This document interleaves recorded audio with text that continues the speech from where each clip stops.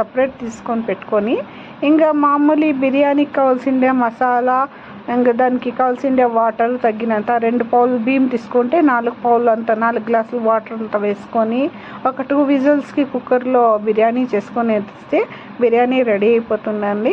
దానిపైన మేము ఎగ్ పక్కకు తీసుకున్నాం కదా, అందులో ఎగ్ కలుపుకొని తినేస్తే అయిపోయా ఎగ్ బిర్యానీ. తొందరలో ఒక 20 సెకండ్లో బిర్యానీ అనేది రెడీ అయిపోతుంది. మీరు కూడా ఇలాగే చేసుకొని తిని నా ఈ వీడియో చూసి ప్లీజ్ తప్పకుండా వీడియోని లైక్ చేయండి, షేర్ చేయండి అండ్ కామెంట్ చేయండి.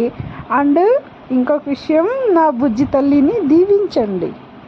నా బుజ్జి తల్లి ఫస్ట్ బర్త్డే ఇది. అప్పుడే సంవత్సరం అయిపోయింది ఇది బుజ్జి తల్లి పుట్టి.